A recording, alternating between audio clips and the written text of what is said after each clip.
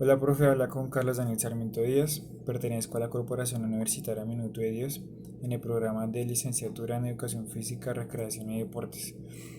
Hago parte de la asignatura de Desarrollo Social Contemporáneo. Antes de empezar a hablar del tema hitos históricos del desarrollo dominante, voy a dar pequeñas pinzadas sobre la historia del desarrollo en nuestro planeta. No existía el desarrollo antes de la Segunda Guerra Mundial, existía el progreso.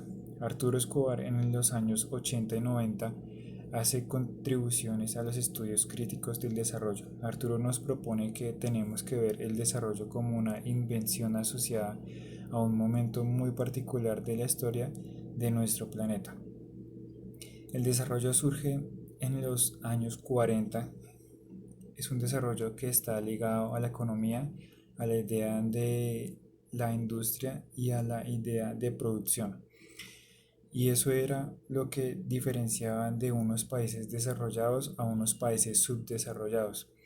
Todo eso hacía parte de la teoría de la modernización, que había unos países o unas ciudades modernas y unas ciudades o países tradicionales. En los años 60 y principios de los 70 surge el desarrollo integral. El desarrollo integral intenta incorporar a la sociedad. Para los años 80, esta noción del desarrollo empieza a ser transformada profundamente por la confluencia de los discursos ambientalistas y ecologistas. Entonces, en los años 80 se empieza a hablar y a pensar en términos del desarrollo sostenible. Para los años 90 comienza la narrativa de la biodiversidad junto con el multiculturalismo. En los años 2000 se enuncia en términos de lo local, de lo macro, de lo contextual e incluso la felicidad. Esto lo menciono para que tuviéramos, esto lo menciono para que tuviéramos en cuenta que hay una transformación en las dimensiones institucionales, la dimensión más dominante del desarrollo.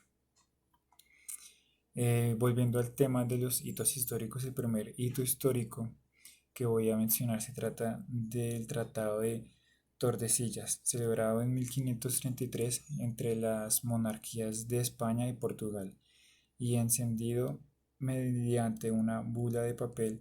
Alejandro VI arrancó la constitución de las periferias, lo cual conllevó a la división internacional del trabajo.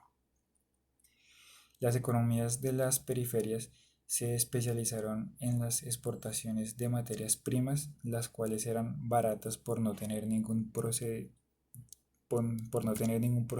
industrial, que enviadas a las metrópolis estimularon a las revoluciones industriales. Entendemos que el subdesarrollo de las colonias fue la condición necesaria para perfeccionar el capitalismo monopolista y el auge del imperialismo. Luego de la Primera Guerra Mundial, en el 1919 surgió el Tratado de Versalles, celebrado entre las partes vencedoras.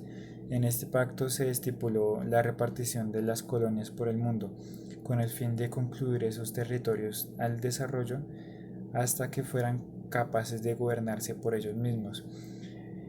Esto no funcionó dado que ya contribuyó a la explotación de recursos naturales de estas tierras. Finalmente, con el ascenso nazi-fascista de la Segunda Guerra Mundial, esto quedó abolido.